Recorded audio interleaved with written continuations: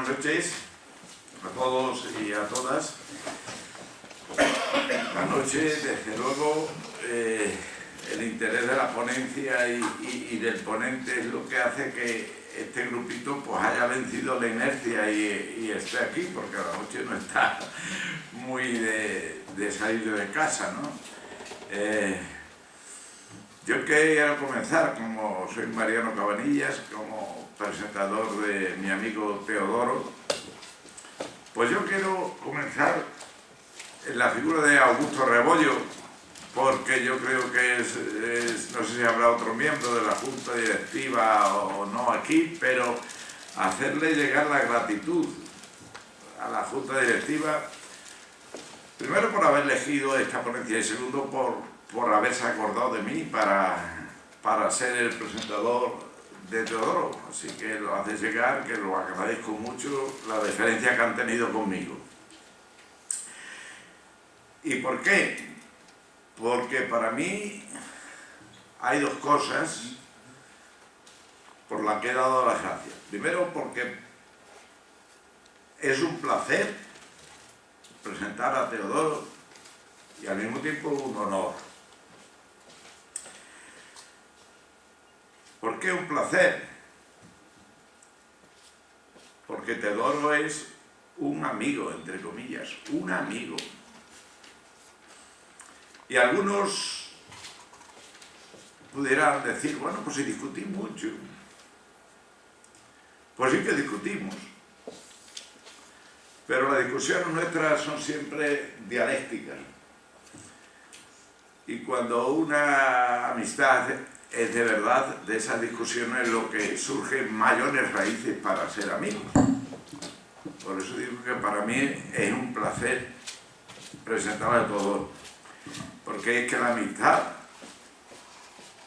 con las discusiones, como he dicho, se ve enriquecida.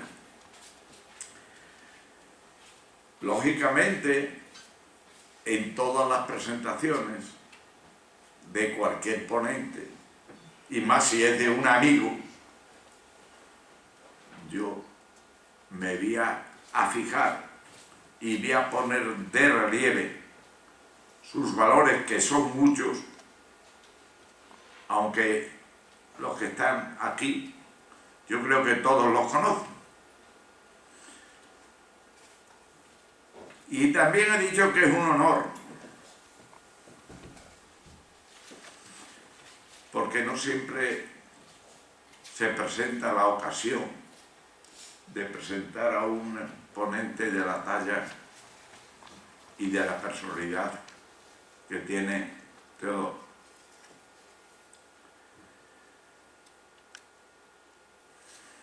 Yo creo que esto de la talla, ustedes, los que están aquí, cuando acabe él su ponencia, es cuando creo que diréis, pues el presentador no estaba equivocado.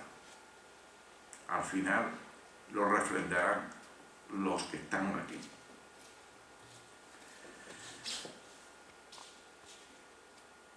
El currículum, la verdad es que es un currículum que lo he tenido que resumir horrores. Lo he tenido que resumir horrores.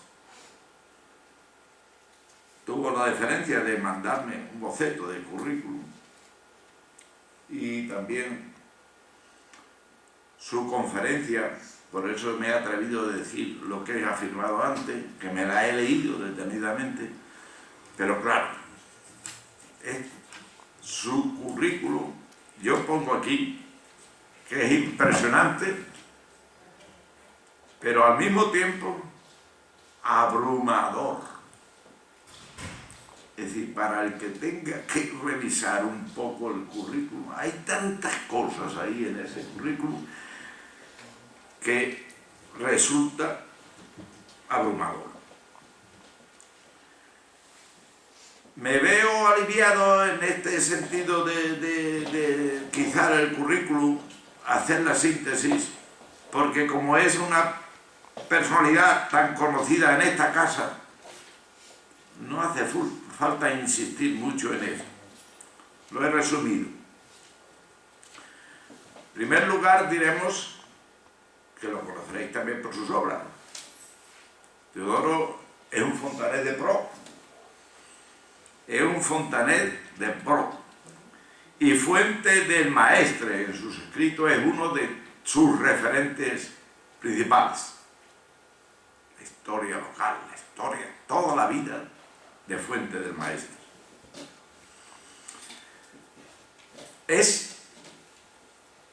Se le conoce bien porque además siempre, después del Concilio Vaticano, él siempre lleva sus distintivos de sacerdote. Porque ante todo para mí es sacerdote. Sacerdote de nuestra Iglesia diocesana. Y creo que en justicia, y así se está viendo ya, es un orgullo para esta iglesia local contar entre sus sacerdotes con una persona como Teodoro. En esta desarrolla su actividad pastoral. Algunos me han dicho que ya ayer lo vieron en su pueblo. Y ayer no era ninguna fiesta ni nada, pero había un encuentro allí cultural. Entonces se encontraron con él en su pueblo, en su querido pueblo que lleva ya muchos años, en Balboa, párroco de Balboa. Ha ocupado también muchos cargos en la curia diocesana y actualmente es canónigo archivero y director del archivo de la catedral y el archivo diocesano. Lo mejor que le ha podido caer a Teodoro para su labor. También hay que hacer hincapié, sacado de ese currículo, en su faceta docente. Su faceta docente que en cierto modo dimanan de las dos dimensiones de su formación: la formación religiosa y la formación civil.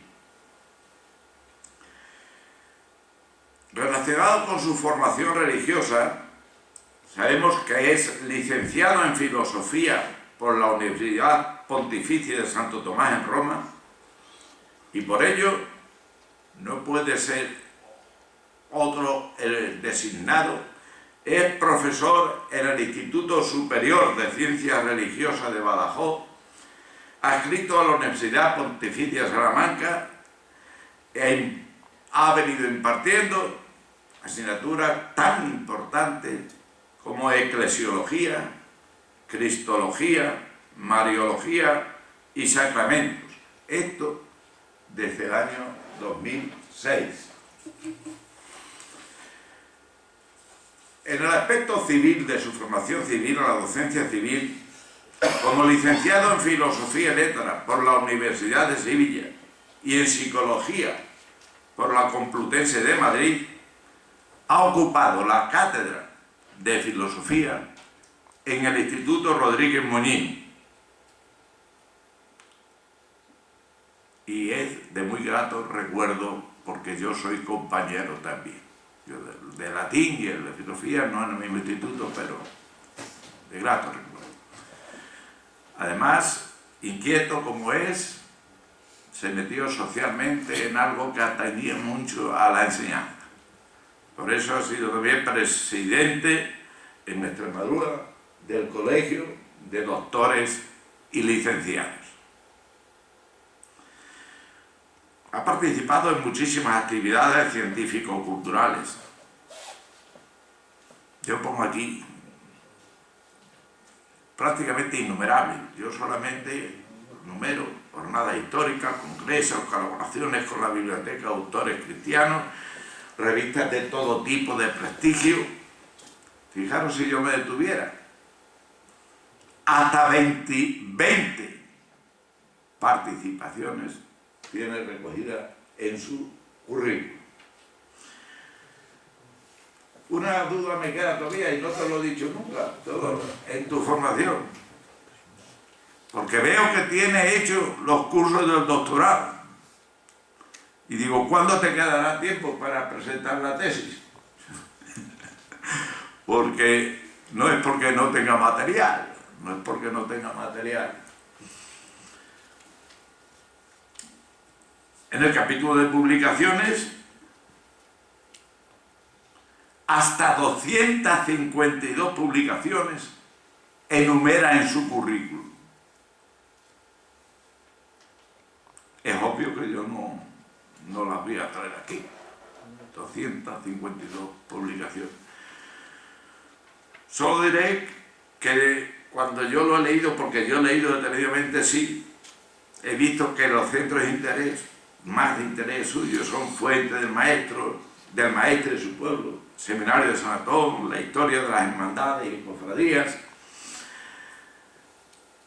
las biografías de santos, temas de enseñanza muchos también, historia de la diócesis, etc. Estos son algunos de los muchos temas que en esos 252 recoge. Yo creo que con esto yo he sintetizado mucho, pero claro, vienen a escucharlo a él. Y yo ya pues voy a darle el paso a él, pero quiero hacer algunas anotaciones sobre el tema. Y digo lo que repetí al principio, que la brillantez y profundidad de este tema, solo ustedes que la van a gozar aquí oyéndolo, se pondrán de acuerdo conmigo. Solo quiero hacer, antes de ya dar el paso, algunas pequeñas reflexiones para que vean lo fundamental de un investigador. Se ha escrito, y él lo recoge, dos historias sobre el mismo tema de la catedral en la época de la Guerra de la Independencia, en el 2010 y 2011.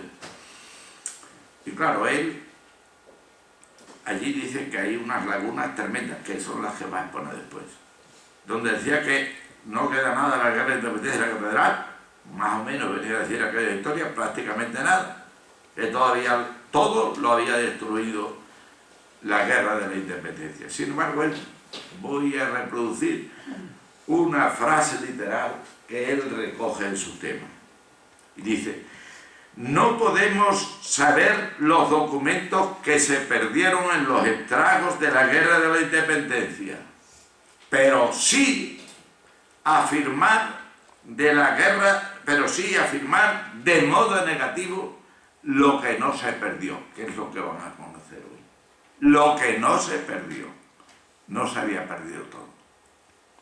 La segunda es las fuentes, por eso digo que él goza con los dos cargos de archivero, porque las fuentes que tiene todo el archivo prácticamente de la catedral y de la diócesis. Y divide esas innumerables fuentes que él presenta, y que lo dirá después, en 9 secciones. Nada menos que en 9 secciones cada uno, lo verán, con una cantidad de documentación tremenda. La primera es sobre pergaminos. La segunda, mixtura de series. La tercera, correspondencia. La cuarta, contaduría. La quinta, subsidios excusados y novenos. La sexta, puntos de coro. La séptima, actas capitulares. La octava, libros numerados. Y la novena, capilla de música. Total, nada a investigar. Nada. Perdona, Teodoro, la brevedad de esta síntesis, que yo sé que no se corresponde con lo que mereces, pero no quiero robar más tiempo al placer que tienen aquí esta audiencia en escuchar. Gracias a todos ustedes también por su atención. Nada más. Bueno, buenas noches. Yo podía responder a Mariano, pues, lo tradicional, el protocolo. Pero como estamos en familia, rompo ese protocolo. Mariano es medio amigo mío, no un amigo. Yo la primera. ¿Y por qué es medio? La media parte que no es amigo. Porque en mí hay un proceso de regresión que decimos en psicología, de remontarnos al año 54, donde Mariano, tan listorro como siempre, era de los mayores del Seminario Menor, gran futbolista, estudiante ejemplar y sobresaliente. Y yo era un pequeñito y siempre lo he mirado por eso. Así que cada vez que me veían de una cosa, yo hago ese proceso de regresión aquí los años. Por lo tanto, medio amigo, en eso no. La otra medio no amigo. La otra medio amigo es que hemos sido compañeros y ha sido mucha actividad en la diócesis y somos amigos. Así que, por lo tanto, de lo que ha dicho, hay parte que será verdad, pero parte será mentira. No, pero me refiero, quiero decir, que agradezco, no vamos con protocolo y con esto. Así que, por lo tanto, yo agradezco cuando me dijeron, pues, ¿tenéis que abrirte Mariano? Y dije, pues no es amigo mío entero, es medio amigo nada más. Bueno, pues ando con este pequeño juego de... La idea, pasamos al tema, que es lo que a mí me interesa. Bueno, muchas gracias, Mariano, por tu presentación. Bueno, ocurre que se han celebrado 2 centenarios de la Guerra de la Independencia. Correspondientemente, uno en 1910 al 12 y otro el de 2010 al 12. En el primero se han publicado 2 libros, uno Extremadura en la Guerra de la Independencia por Gómez Villafranca y otro El clero de Extremadura en la Guerra de la Independencia por Rincón Jiménez. En ellos no se hace alusión alguna a la catedral. En el segundo centenario se han publicado otros 2 libros, que es La Guerra de la Independencia en Badajoz y Badajoz en la Guerra de la Independencia, un ciclo de conferencias que tampoco se ha hecho relación a la catedral. Claro, yo hacíame cargo del Cabildo y al encontrar tanta documentación en la catedral, y sea un punto central, me parece obligado, esa ha sido la motivación de esta charla. La primera motivación. La segunda motivación que he tenido yo es que lo digo con mucha satisfacción, mi hermano capitular, don José Tuz de Monsalve, secretario capitular y doctoral de la Santa Iglesia Catedral, en el año 1813 hizo una crónica, que es la tercera parte, que dice que las generaciones futuras no olviden todo lo que pasó en la catedral. Entonces yo quiero ser como la antorcha, un poco, diríamos, el repetidor de aquel que lo vivió 2 siglos después. Estas son las 2 motivaciones, no tengo interés, de ningún otro tipo, ni de otro protagonismo. Justificado por qué estoy aquí y por qué. Y a mí me gusta que haya presencia de iglesia en temas de iglesia, porque la iglesia no se puede prescindir de ella, no por otra cosa. A pesar de yo estar trabajando civilmente y todas esas cosas, pero soy yo muy eclesiástico, la verdad. Pero con cierta objetividad, eso sí es cierto. Bueno, todos sabemos que la independencia fue el año 1808, pero nosotros vivimos la guerra de la independencia en la etapa final, los años 1811 al 12. Sin embargo, el resentimiento de la población estaba inestable en el 12 de mayo, se revela y aparecen Daoíz y Velarde, los 2 capitanes, que fueron enterrados en la cripta de la Catedral de Badajoz. Y el año 1823 fueron exhumados. No me voy a entrar en estos detalles, que son cualquier libro y lo han expuesto otros compañeros. Yo quiero referirme a la catedral nuestra. En este tiempo voy a tratar no solamente el 11 y el 12, sino el año 1810, cuando empiezan las Cortes Extraordinarias de Cádiz. En este panorama, en estos 3 años, aparecen extremeños de pro. El primer extremeño que aparece es don Pedro Quintano y Quevedo, que fue presidente de las Cortes Generales en Cádiz. Este nació en Villanueva del Fresno, estudió en los jesuitas aquí, luego pasó a Granada, de Granada hizo licenciatura en filosofía en Granada, pasó a la Facultad de Teología de Ávila, luego fue lectoral sin ser sacerdote todavía, en Zamora, y de allí pasa a unas oposiciones de magistral, se llama canonía de púlpito, en Salamanca, que los comentarios sobre este hombre dicen que fue un poco a dedo. A mí eso me sentaba mal, y entonces yo me desplacé a Salamanca, con el archivero, y hice unas oposiciones que fueron 8, donde están los temas de la oposición, donde están las calificaciones, donde están los currículos de los opositores, canónicos todos, vamos, canónicos, aspirante canónico, y algunos canónicos de otras diócesis, uno de ellos el magistral nuestro, de aquí de Badajoz, y la Janoe. Es que muchas veces pasa igual, este pequeño paréntesis, luego hablaré de nuestro don Mateo. Él fue luego obispo de Orense y presidente del Consejo de la Regencia en el año 1908. Quiero que sepamos un poco valorar lo nuestro, es que muchas veces don Fer.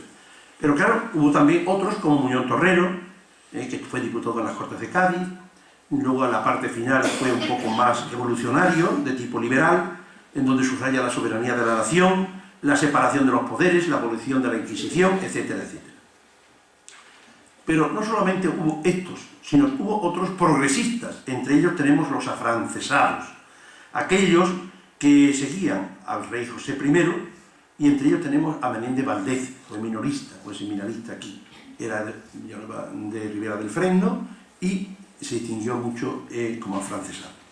Esto es un pequeño así de foto. Paso al primer punto, que es el periodo de regencia o preconstituyente. El 29 de enero de 1810, sin duda por su patriotismo, al continuar ausente Fernando VII en la encerrona francesa, la Junta Suprema gobernada nombra a don Pedro Quevedo y Quintano, su padre era de Montemolín y su madre de Fuente del Maestre, lo nombra presidente del Consejo de una regencia pentaviral y con tratamiento de alteza. Ya me he hecho referencia a su vida, paso. La sede episcopal pacense estaba regida por don Mateo Delgado Moreno, ese que tienen ustedes una fotografía ahí en la puerta, fue un fundador de la económica. Fue arzobispo-obispo. Aquí hemos tenido en la diócesis 2 arzobispos personales, un Guevara del siglo XVII y este señor. Es decir, que han venido ya de otras archidiócesis, han querido venirse a Badajoz y el Papa le ha conservado el título de arzobispo. Muere ese arzobispo y ya no hay arzobispo en Badajoz. ¿Y cómo tenemos arzobispo ahora? Porque ahora es a la sede. Ya todo el obispo de Badajoz tiene ese arzobispo. Y por eso esta. Pues bien, ¿qué relación en este periodo del año 1810 hay entre las autoridades de los Cortes Generales de Cádiz? Doble. Una espiritual y otra material. La material. Don Gabriel Mendoza, el segundo general del ejército de aquí, de Badajoz, pide la contribución extraordinaria para los gastos de la guerra contra los franceses. El cabildo, a través de los capitulares o canónicos Pimentel y Blázquez, responde diciendo que no tienen dinero suficiente y que entregan solamente 20 fanegas de cebada para el subsidio de las tropas. La Junta hace un repartimiento y al vecindario de Badajoz le corresponde 3.480 reales, en la que igual tiene que contribuir también la catedral. Hay elecciones el 9 de julio de 1810 y salen para las Cortes Generales nombrados don Francisco María Riesco, don José Casquete de Prado, que era el obispo prior de Llerena, el único obispo que ha tenido Llerena, a pesar del Palacio Episcopal, el único obispo, el último, era de la Orden de Santiago, y don José María Calatrava. Con anterioridad a estos hechos, se ofrecieron las bóvedas de la catedral para almacenes de pólvora como los conventos femeninos de las Descalzas, Santa Catalina, San Onofre, Santa Ana, Santa Lucía, o los conventos masculinos de los dominicos, agustinos, franciscanos y también el seminario, para ir contra los franceses y defender la religión, la patria y el rey hasta el final. ¿Alguien le puede, a sus oídos esto parecer, bueno, a la Iglesia? Era normal, veníamos del antiguo régimen. La formación de la Iglesia y su fidelidad a sus dogmas y cosas es una cosa lógica. Muchas veces decimos esto. No solamente se conformaron con pedir dinero, sino también, como no tenía, le exigieron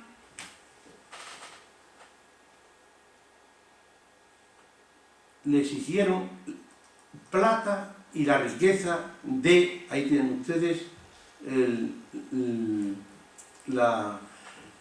lo que encontramos que dieron la catedral a la guerra, a las Cortes Generales de Cádiz. Creo que sí.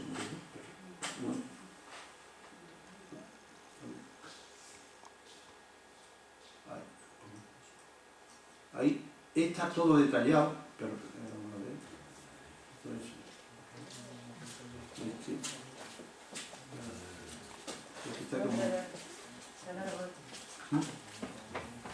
En el archivo tenemos ordenadores, sí, pero no portátiles.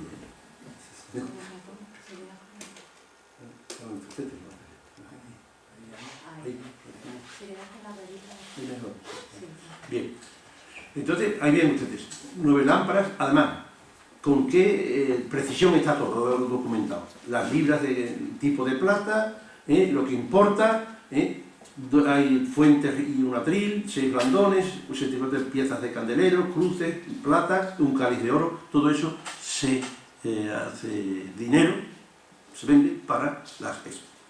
Pero no solamente pidieron los materiales, que ya hemos visto, y se desvalijó la catedral, sino que también piden ayuda espiritual, no se había perdido la fe de todo ello, por las autoridades militares, y mandan que se hagan rogativas públicas implorando al divino auxilio en favor por la nación y sus iglesias, tan interesada en el cumplimiento de las providencias y resoluciones de las próximas Cortes Generales.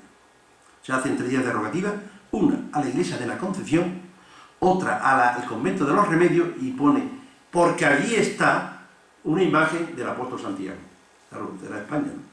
Y tercero, en la catedral. Se canta un dedeo en acción de gracias por la victoria de las armas anglo-lusitanas, victoria pasajera, de los sitios, el 27 de septiembre de 1810, y se acuerda el Cabildo celebrarlo el domingo a las 9 de la mañana. Una cosa que encontramos en el archivo catedralicio es unos pliegos muy interesantes que manda de don Nicolás María de la Sierra, escritos en la isla de León, en Cádiz, el 29 de septiembre, que yo lo resumo brevísimamente. El primer pliego hace una certificación de que las Cortes Generales extraordinarias han sido implantadas en España y en India.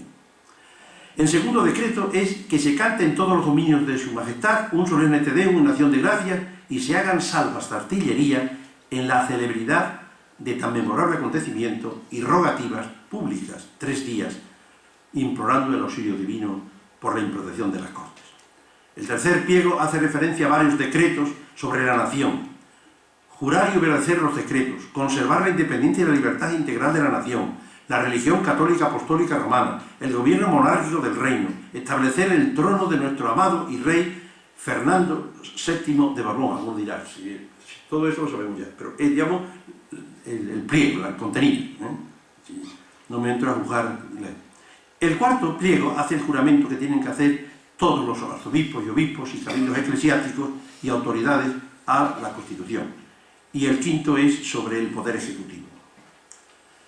Hay que reconocer estas leyes generales y entonces se hace en 2 lugares. El obispo, don Mateo Delgado, está en Oliva de la Frontera, que es su pueblo. Dice que está de estado de salud. Desde luego, el aspecto, si ustedes han observado, es siempre muy enfermizo de este hombre. Es una prueba, no es un obstáculo, un pretexto para irse. Pero también se pudo estar aquí en la diócesis. Bueno, y entonces él jura las Cortes Generales de Cádiz, todavía no la Constitución. Y otro, don Antonio Minayo, es el tesorero es el canónigo de dignidad de la catedral, que también en la capilla mayor, los canónigos y todos los clérigos con la mano en el pecho, juraron las constituciones estas, y los seglares haciendo la señal de la cruz. Por lo tanto, como vemos, este periodo del año 1810 fue la cruz. Pero cuando empieza la guerra como tal, pasamos ya a otro punto, es los sitios de Badajoz. Los sitios de Badajoz. Eso. Los sitios. Vamos a ver el tacto. Ahí. Eso. Se dicen que hubo 4 sitios y 3. Si decimos 4, el primero es el francés y los otros 3 son los anglo-portugueses y liberadores. Así que ahí tienen ustedes, los vencedores son primero los franceses, el segundo los anglo-lusos y españoles, los otros 3, y la fecha, y los protagonistas de esto. Del 26 de enero al 12 de marzo del 1811 es cuando ganan los franceses. Y luego viene el segundo y el tercero, que fracasamos, la batalla de la Albuera, hasta que llegamos al cuarto, del 17 de marzo al 7 de abril de 1812. Fueron 15 meses de sitiada la ciudad, de guerra, muy lamentable. El sitio de Badajoz por los franceses. Ya he dicho, ¿qué podemos resaltar aquí? Yo solamente voy a decir que resistió heroicamente Menacho, Rafael Menacho y Tulliot, gobernador militar de la plaza. No muere, pero a los 2 días, efecto de la metralla, pues muere y le ocasiona la muerte. Lo que yo quiero reseñar es que fue enterrado en la cripta de los canónigos en la catedral. ¿Saben ustedes dónde está la cripta? Cuando se entra en la iglesia hay una puerta, una reja, media reja. Bueno, ya creo que se puede ver. Ahí es el cementerio de los canónigos, que se suprimió en el 19 porque es una ley general. Y luego, en el año 1880, fue trasladado al claustro de la catedral, que es donde está ahora todavía. Y en el 1910, estoy dando datos propios de la catedral, porque explicar aquí la vida de ese señor pues ya se ha hecho muchas veces. Salto. Entonces, en 1910, pues se hizo el monumento a él, el proyecto de Moreno Zubia, con colaboración de los moralistas Zoido, Almendro y Cribilla. Una cosa incuriosa en este periodo de los franceses, un problema jurisdiccional, y es que don Francisco de Teras, que manda comisario regio, manda que se reconozca como vicario general, vicario apostólico, de la diócesis de Badajoz a don José González Aceira, y se produce un problema jurisdiccional. Es decir, se quita al obispo de obispo, porque no estaba aquí. Es decir, pone a un señor con un poder jurisdiccional, pero no con poder de orden. Es decir, era un presbítero, un orden, ¿no? El orden de la... Y dice que el cabildo responde, mira, este señor lo tomamos como vicario apostólico y que pueda conferenciar y hablar con él, pero reconocerlo como sucesor de los apóstoles, ni hablar. El obispo es el obispo. No por ser que mande, sino porque tiene la sucesión apostólica, en posición de mando. Entonces, hubo canónigos que se rebelaron en aquel cabildo, hubo un inconveniente, como fue don Bernardo Pimentel, que era el electoral, los más intelectuales, claro, y el señor Navarro, que era el racionero, y dijeron, pero debido a las circunstancias, admitieron a este señor como vicario apostólico, pero no como obispo, como mando. Y entonces, en una nota marginal del acta capitular, dice que no hizo falta que los comisionados por el cabildo intervinieran porque se hicieron cargo de la situación y esto entonces no pasó a mayores. A pesar de ser reconocido gobernador del obispado, no lo admitía. El obispo don Mateo Delgado, desde el primer sitio de los franceses, se ausenta de la ciudad y entonces recibe una misiva del mariscal Soult, duque de Dalmacia, diciéndolo que se incorpore, estaba en Olivenza ya, que se incorpore y no se incorpora. Hasta el presente el cabildo dice que no reconoce ninguna autoridad que no venga de su obispo. Aquí vemos que el cabildo fue muy obediente, no por obediente, sino por el sentido que tenemos nosotros de la autoridad como servicio y de la sucesión apostólica, eso es muy fuerte, y eso muchas veces no se conoce en el ambiente civil.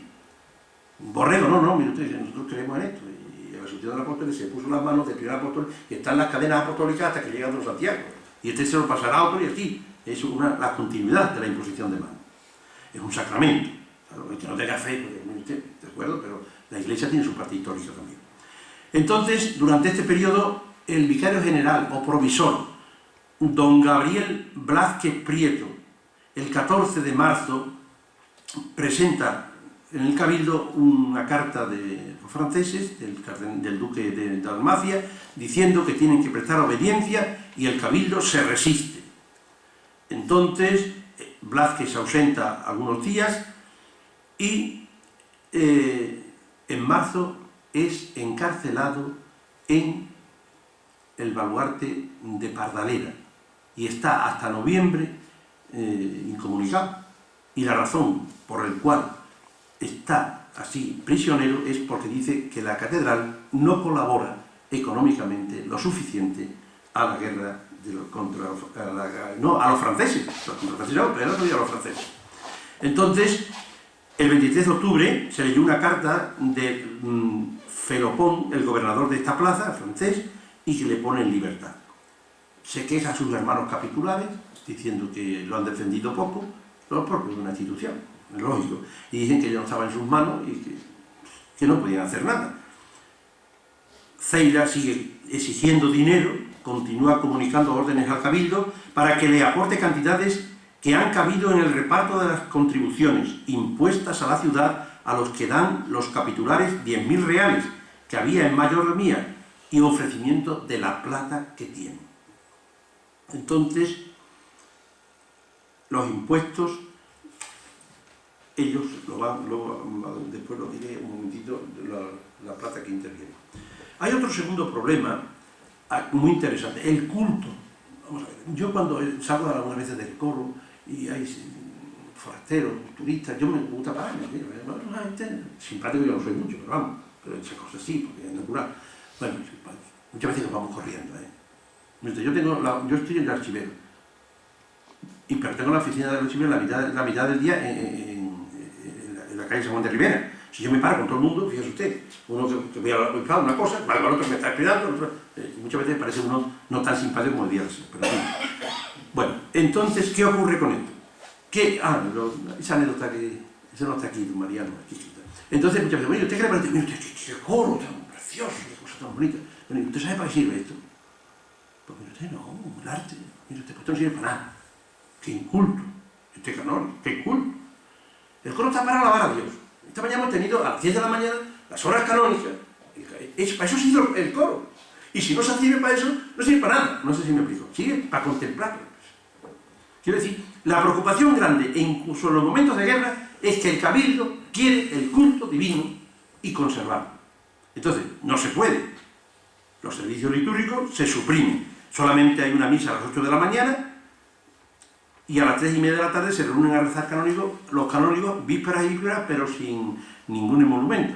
O sea, quiero decir, tienen que ir gratis y de amores, no hay dinero para nada.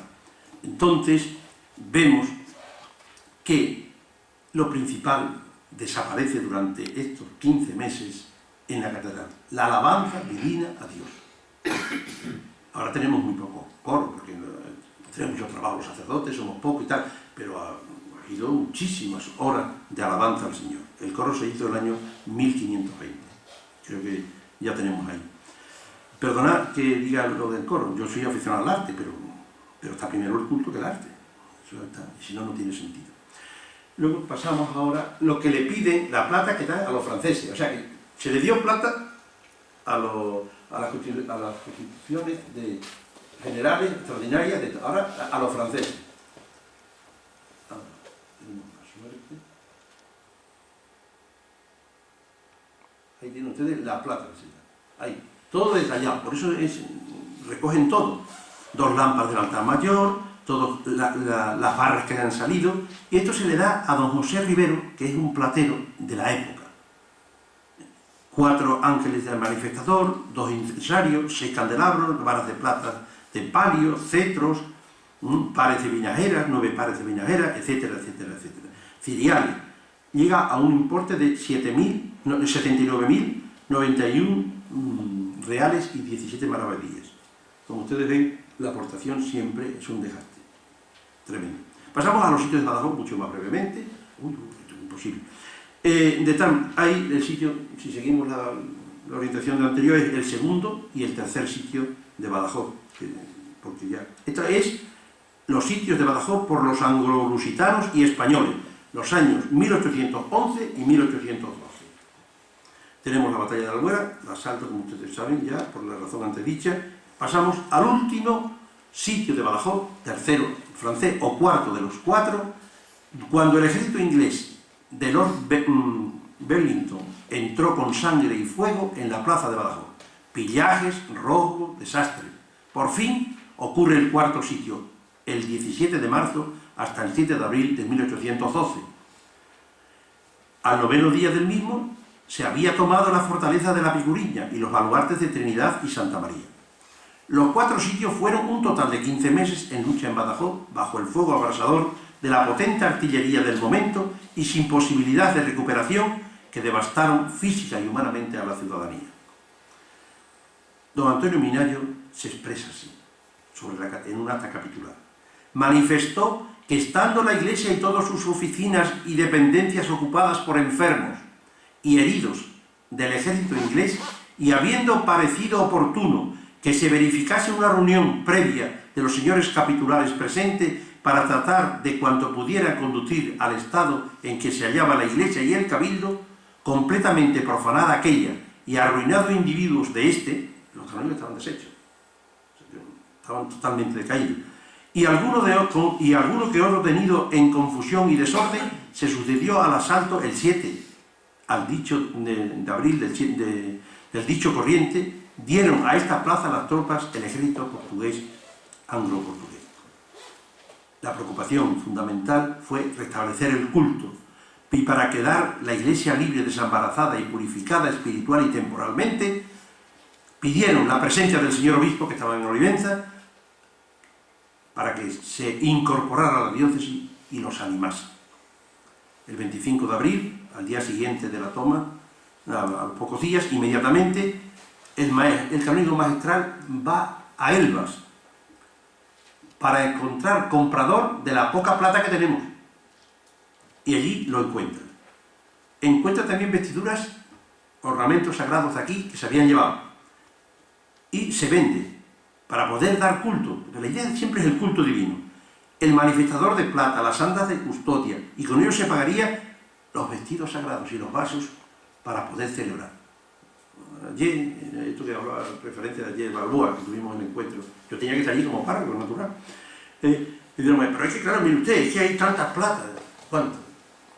Nosotros tenemos plata y yo, bueno, una cosa un poco, pero por el sacramento, si creemos que está Jesucristo allí, es lo mejor para él, pero vamos, no hay plata para ponerse un cintillo, un canónigo, ni nada de eso.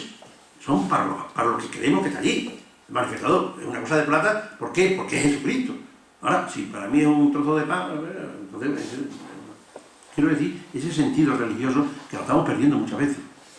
Pues bien, y aquí termina. Paso al tercer punto, que es la crónica. Una vez la situación que hemos visto ya, una vez que hemos visto la situación de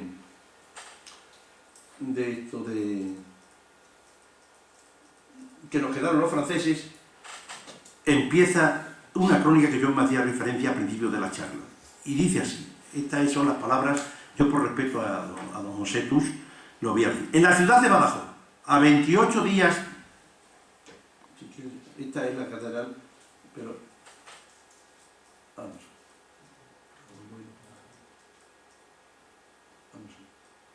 pues sí, porque no sea tan... Aquí está la crónica, aquí. En la ciudad de Badajoz, a 28 días del mes de mayo de 1812, hallándose esta Santa Iglesia Catedral poluta por el mucho derramamiento de sangre humana en ella, en la conquista y reconquista de esta plaza, y por otros muchos desórdenes de toda clase, cometidos en ella por la multitud de gente refugiada durante los bombardeos, el ilustrísimo señor obispo suyo, don Mateo Delgado Moreno, de acuerdo con este ilustrísimo cabildo y acompañado de él desde la sacristía de esta misma Santa Iglesia con las componentes vestiduras en procesión hasta la puerta mayor, la que antes la puerta principal, por parte de fuera de ella, practicó todas las sagradas ceremonias de reconciliación prevenidas por el ceremonial de los señores obispos, pontifical, ritual romano y demás loables costumbres de esta catedral por fuera y dentro de ella, a la presencia del inmenso pueblo reconcilia la misma y dicha la misa solemne con gran júbilo universal, se formó la procesión del Corpus. Cayó ese día el Corpus.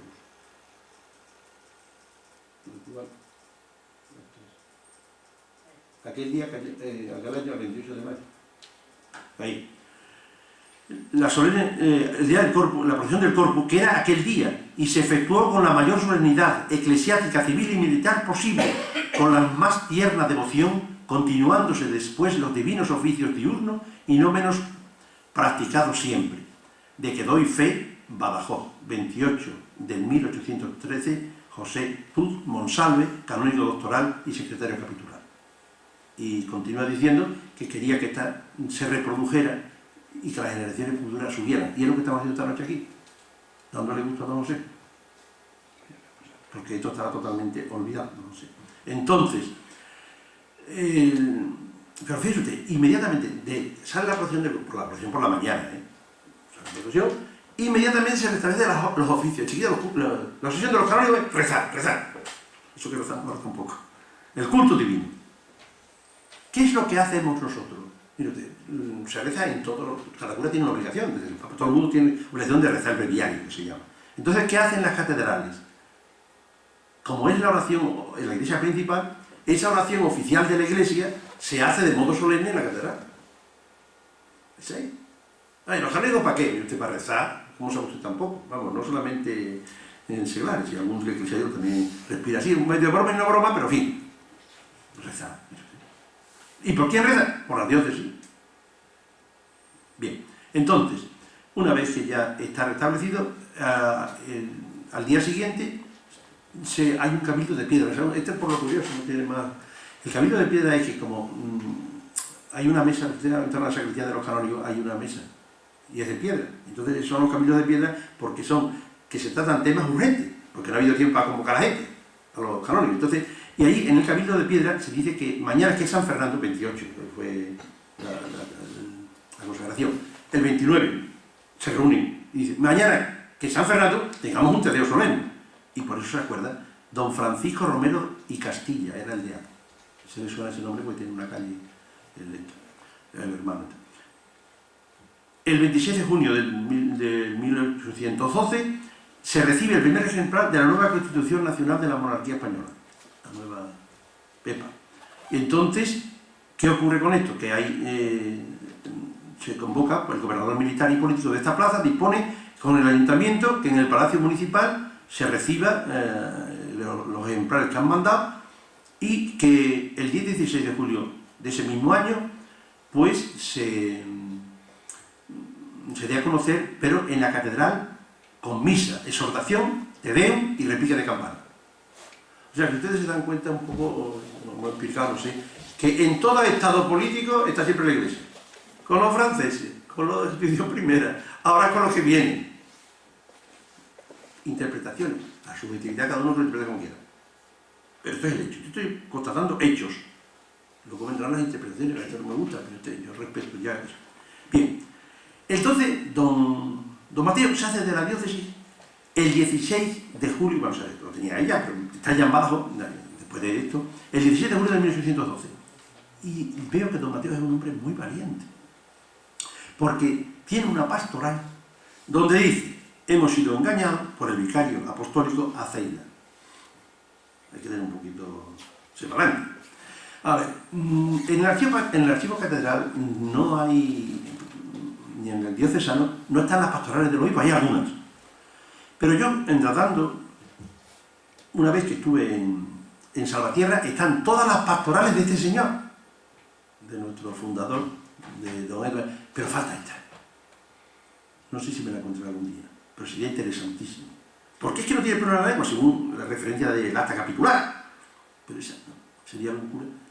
Y están en Salvatierra porque un cura curioso las coleccionó todas.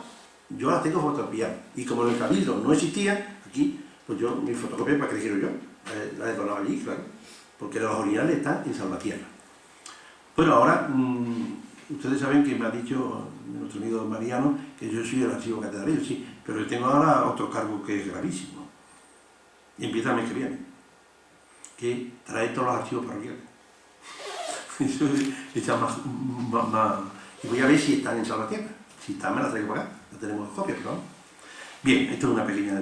Entonces, ¿qué pasa con esto? Ya estamos terminando en este punto, que se reciben cartas de Cádiz y de don José Vázquez Figueroa, que es el director general de las provisiones, y que hay que cubrir todas las vacantes de las provincias eclesiásticas y que se empieza, pues, a restablecer. Esto es por curiosidad nada más. Hay 3 reclamos de destrozo de los recogidos aquí, en Badajoz. Primero, el Palacio Episcopal está deshecho. Como el Palacio Episcopal, saben ustedes que es de los canónigos, no del obispo. Marín de Rodeno era muy listo. Dice, si yo le quedo esto a la diócesis, viene el obispo, manda, lo vende, y nos quedamos sin canónigos. Solución. Los propietarios somos los canónigos. Él que lo use, que es dueño absoluto, pero venderlo no. O sea que si el obispo no duerme ahí, donde está durmiendo ahora mismo, se queda sin palacio. Curioso, digo porque todavía tiene efecto. Bien, segundo, la ermita de la Soledad. Hicieron bastantes robos de los ornamentos y se encontraron en Elvas, algunos de ellos. Y tercero, la parroquia, no era parroquia todavía, era una sucursal, de San Andrés también recibe 320 reales de los estragos de la guerra. Son los 3 sitios que recoge. Habría más. Bueno, la segunda parte tiene que ser mucho más breve porque no quiero cansarles más. Estamos en el archivo catedral. Lo que decía don Mariano, yo no voy a dar aquí todo el archivo porque sería imposible. Bueno, el trabajo que tiene esta segunda parte, soy yo el figurón. Y me diré, uy, qué bien. No, señor.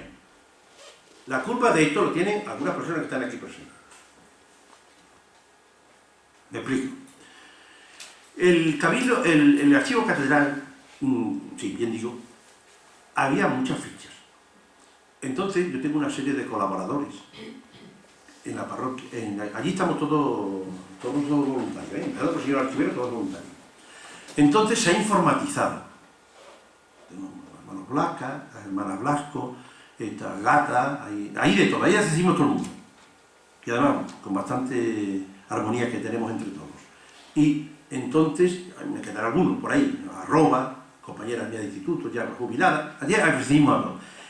Se ha informatizado, y porque se ha informatizado, yo puedo dar estos datos ahora. Porque yo no tengo tiempo para hacer todo eso. Entonces, ¿qué ha pasado con esto? Pues que en el archivo hay varias secciones, pero antes de eso voy a decir una sola cosa. El año 1813, con el desastre que hay de deslocación, empieza a organizarse el archivo. Vamos, lo que había... Bien. Y don Manuel de Silva, que es un racionero, lo que era un beneficiado, como canónigo, entendíamos, le dan 200 ducados para que organice el archivo.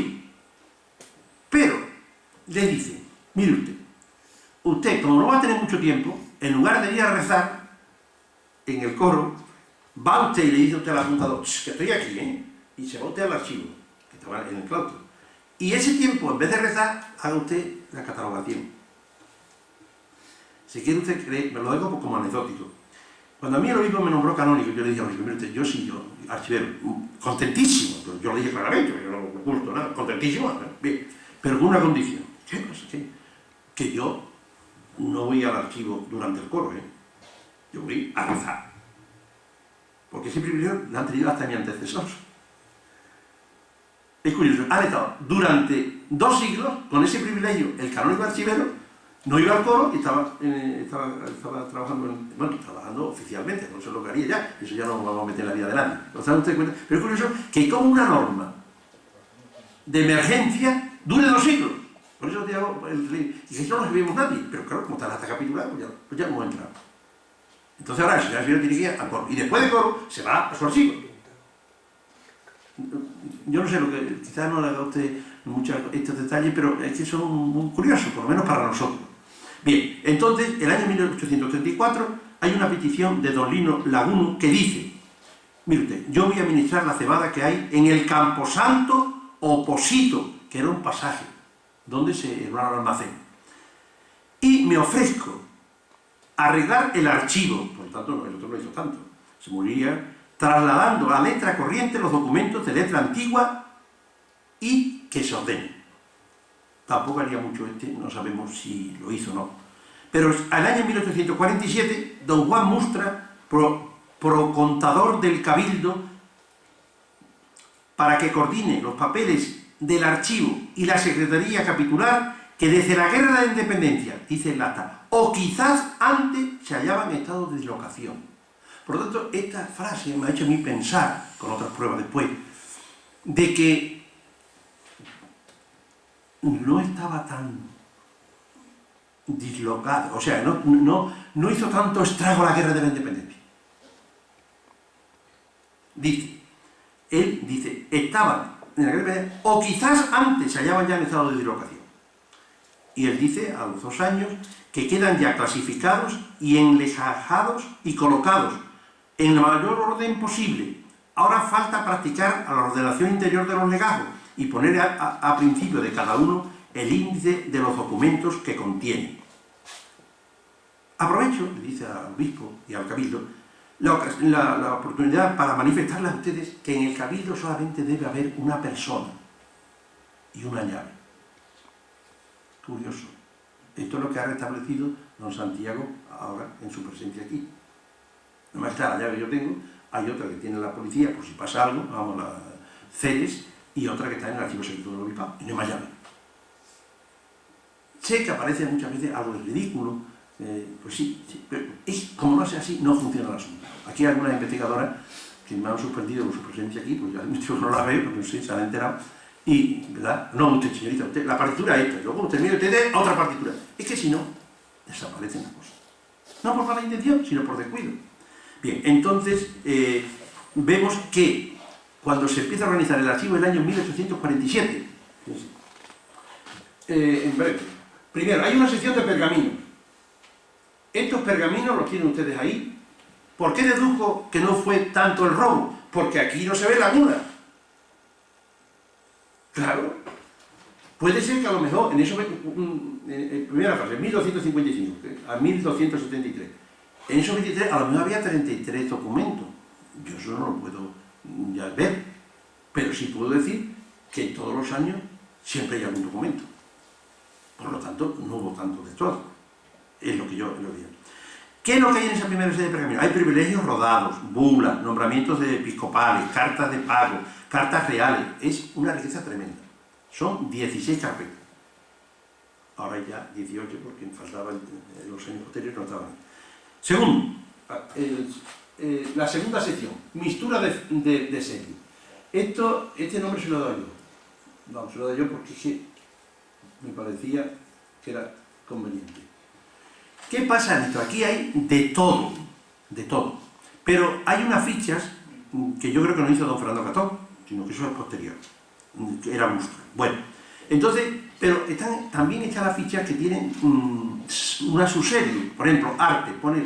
Entonces, ahora con la informatización, aunque hay todo, no mezclado, sino cajas de una cosa que no están por serie separada, solamente cronológicamente, pues dominamos todo. Había un señor, mire, yo quiero arte. Yo cojo el ordenador, arte, de arte y esto. Digamos usted, ¿qué siglo? Así. Quiero decir con esto que, y aquí no se ve, son 3.820 documentos y 211 no sabemos el año. Hay que ya por otros caminos, pero ven ustedes, ahí no se ve ninguna laguna.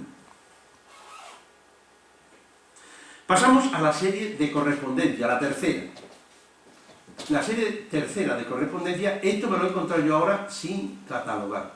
Bueno, quiero decir algo, esto que lo conocéis vosotros, a Tomás Martín Pérez, el catedrático de Mérito, también va a ayudarnos. Esto ha sido la correspondencia de allá y Pilar Roa, hemos estado aquí. Esto no estaba, en estos 2 siglos, el archivero, a pesar de no ir a coro, no ha tenido tiempo de catalogarlo, y ahora me ha tocado a mí de catalogarlo. Las cartas, ¿qué he hecho con las cartas? Yo no puedo ver cada carta decir de quién a quién. Hemos cogido las cartas y las hemos ordenado por, ahí tiene entre los siglos XVI, el número de cartas, 17 y 18. Siempre me quedo en el 18, ya 19 ya después de la guerra, ya no era la conferencia esta. Bueno, la charla. Entonces, ¿qué pasa con estas cartas? Que las hemos enumerado. Año 1970, tiene pues 1, 2, 3, 4, 200 cartas. Usted me pide una carta, yo le doy, ¿qué meses? Le doy 1, 2, 3 enumeradas, y luego usted me la da a mí y le doy otra. Pero no es eso que vaya uno, coge el legajo, y incluso yo mismo. Yo le decía muchas veces al hecho de otro señor, digo, mire usted me quiere quitar el archivero. Bueno, no, si me lo toma usted las llaves, pero yo ya no entro más en el archivo. O sea, yo no tengo en mi casa ni un solo papel. Yo puedo entregar ahora mismo las llaves y no hay ni un solo papel en mi casa mía. Vamos, del archivo, porque he sabido pérdida. Paso a la tercera, la correspondencia. La cuarta, la colectoría. Este sí es un problema, el de las perlas, como todas las cosas en la vida. Tienen ustedes ahí la colectoría. ¿Qué es la colectoría? Ahí tienen ustedes. Son libranzas, libranzas que son orden de pago que se da a alguien que tiene fondos. Aquí se ve en estas libranzas por los trabajos de los servicios de la catedral, los retablos. Es muy interesante esto. Ahí tienen ustedes también. Tampoco se ve una ausencia y saltos de años. Aquí tienen ustedes libranzas del cabildo catedral. La mesa capitular son los bienes de la catedral. La cuentas de fábrica. La fábrica es el edificio.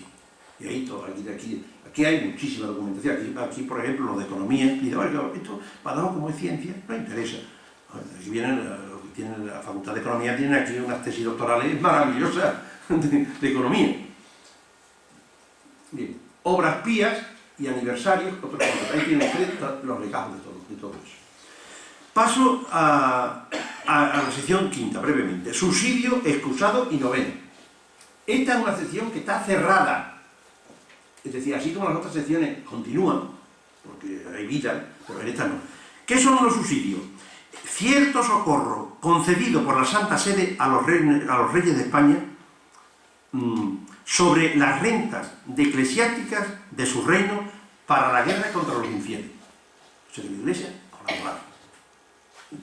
Depende de que lo coja ahora, dirá, y la guerra, ¿no? El gran problema que tenemos los historiadores es pensar con nuestra mentalidad actual otro siglo. Así no vamos a ningún sitio. Bien, entonces, esos son. ¿Qué son los excusados? Pues era el primer contribuyente de la parroquia o colación, palabra más rara, cuyos diezmos correspondían íntegros al rey. Comienza con Felipe II en el año 1568 y el anterior, los subsidios, comienza en el año 1523. Como ustedes ven, son contribuciones de la Iglesia a los reyes. Ahora cuando dicen, que les pagan los curas al revés, digo, que veis la historia como se repite, pero al revés. Bien. Y lo noveno es una de las 9 partes en que se divide todo el mundo de los diezmos. Aquí, esto es muy interesante, esta sección para estudiar la economía de Extremadura en esta época. Pero claro, una vertiente que les comento, no vengan ustedes, yo soy de Fuente del Maestre, ¿no? Ahora voy a Fuente del Maestre. Mire usted, yo quiero saber la economía de Fuente del Maestre, mire usted. Estamos hablando de la diócesis de Badajoz, que es la franja de norte a sur. Fuente del Maestre la de Santiago.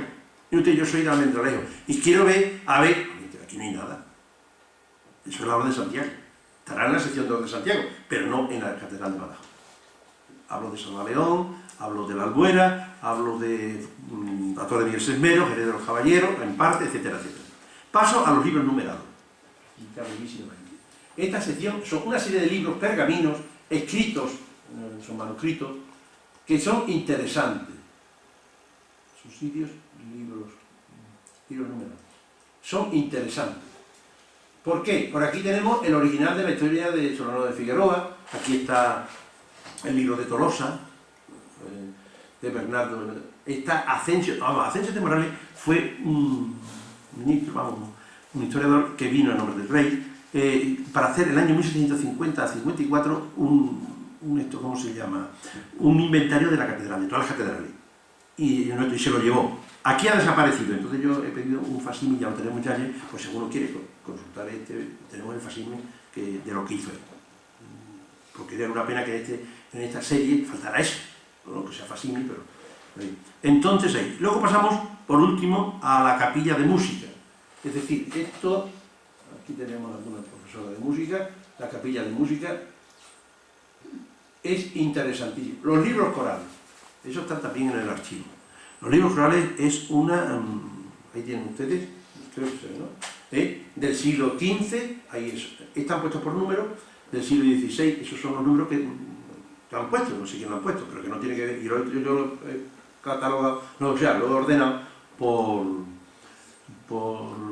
siglo, para que sepamos, ¿no? El siglo XVII, estos son los números del libro coral, son esos libros grandes, donde está en canto gregoriano, en latín, y que el último lo hizo don José Rodrigo de la Cerda, un canónigo en el año 1901. Luego ya vino la reforma de San Pío X en el año 1909, ya me damos el breviario, el libro usual, y ya no hay nada de esto. Pero es una maravilla esto. A mí me gustaría, pues los músicos, pues que estudiaran todo esto. Luego tenemos otra sección que son los libros musicales, de las misas de Victoria, en fin, y libros procesionales, que esto es muy curioso. Ustedes han visto en el claustro que hay 4 altares, ¿no? Porque ya los canónigos teníamos obligación de 52 procesiones de los días gordos por el claustro, y en cada altar de ellos hay una estación, hay unos responsorios y unas cosas curiosas, pero no era para decir misa. Y las partituras, estamos catalogando ahora, yo conocí yo de músico, yo sé algo de música, pero yo no soy especialista en guitarra, o sea, en instrumentos, y entonces uno de los músicos que está catalogando esto, entonces ya está muy avanzada la cosa. Bueno, para terminar, ¿quiénes hacen la incautación de los papeles? ¿Quién son los que se llevan los papeles del archivo? La declaración de independencia, a mi criterio, no. Es la Comisión de Crédito Público del año 1841 y 51 que se lleva todo lo referente a la economía. Esos son. Pero no la guerra. Por eso muchas veces, según puedo constatar. El año 1851 se nos manda se manda al Cabildo de Madrid este cuadro diciendo que lo rellene.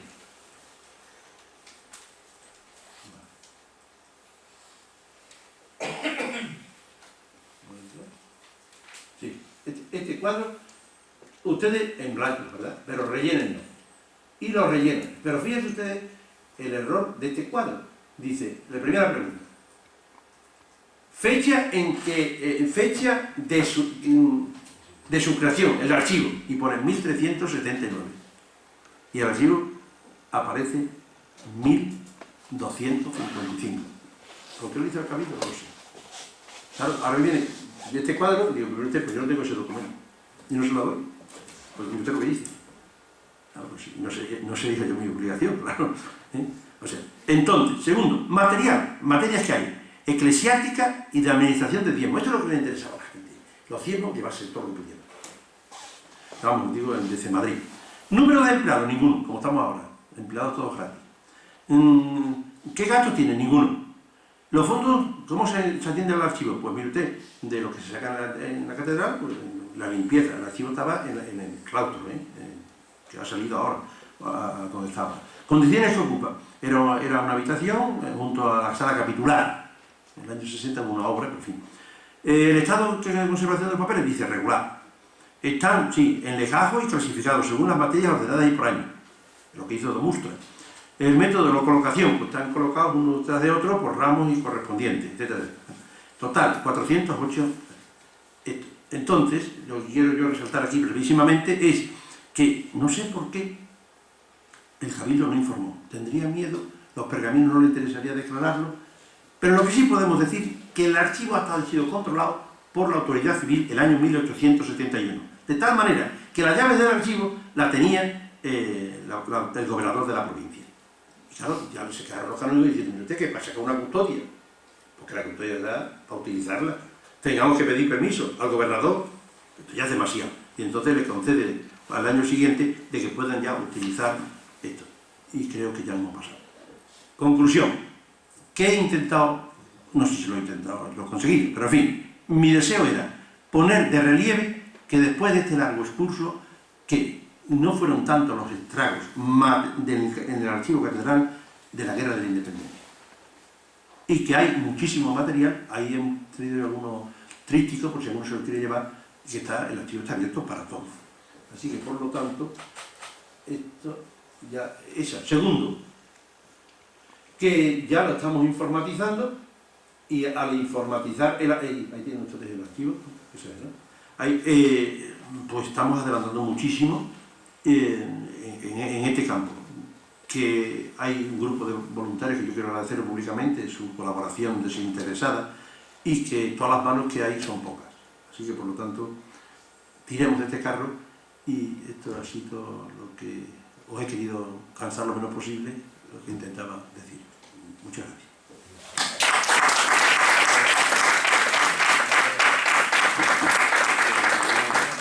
Yo no sé si, Augusto, nos queda algún tiempo, tú como de la Junta Directiva, o por si hay alguna pregunta breve, porque va siendo tarde.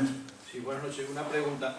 Saber si el evento este de la Guerra de Independencia afectó a los archivos de las parroquias, no solo de aquí, sino de los pueblos, a los libros sacramentales, o si se conservan bien. Sí, pero mire, yo le puedo decir ahora mismo, sí, muy bien, la pregunta me gusta, sí, pero déjame usted un par de años, si se lo digo. Vamos, para demostrarlo así. ¿Usted acabar la pregunta? Ah, perdón. Sí. Si sabe usted si afectó a los pequeños archivos de las parroquias, si se conservan los libros parroquiales, y ha dicho usted que los va a recoger y si esos libros, una vez recogidos, si hay proyectos de digitalización y ponerlos a disposición de la gente con intereses de género.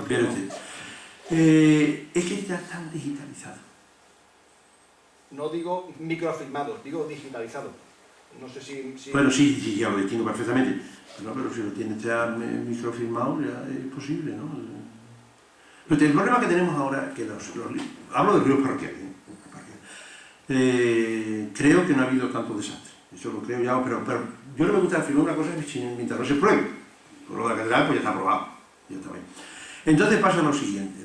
El problema que tenemos es la ley de protección de datos del año 1999. Este es el problema.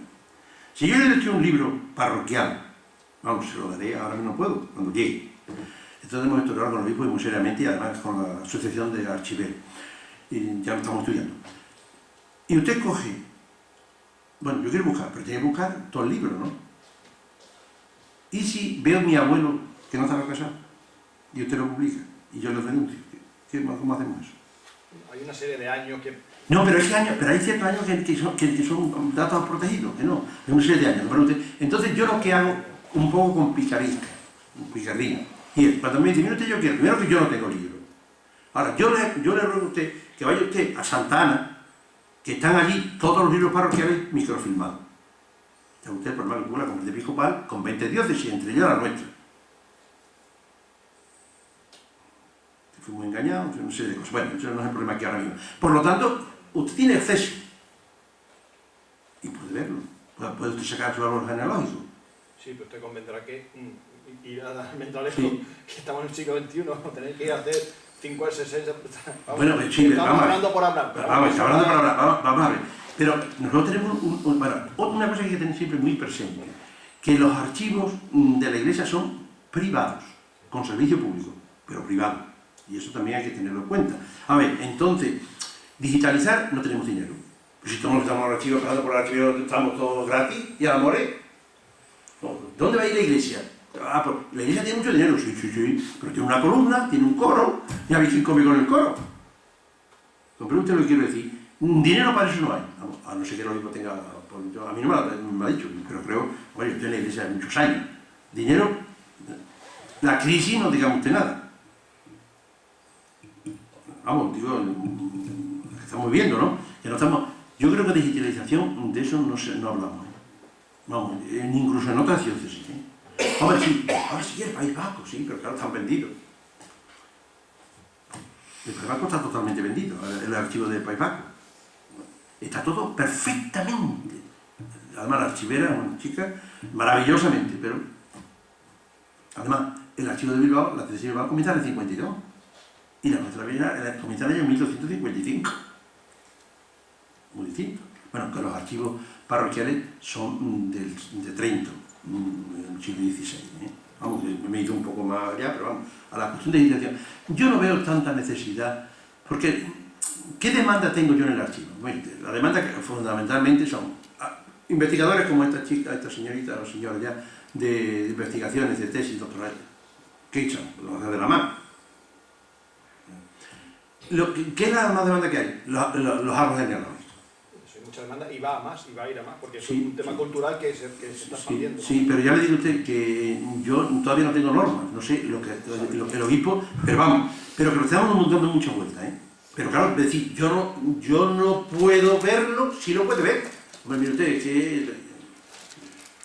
Bueno, Teodoro, yo creo que está ya contestada. Si hay algunas preguntas más, y si no, pues creo que no nos ha defraudado ni a ustedes esa expectativa que yo también hice en la presentación, porque es abrumador la cantidad de datos que nos ha podido suministrar, y como decíamos en Escolástica, ha quedado bien demostrada su tesis inicial de que yo hice referencia al principio. Nada mucho. Si quiere, mire, el archivo se puede visitar, que lo pueden visitar cuando quieran, no está cerrado. Estos son los compactos, ahí está hoy día la documentación. Muchas gracias.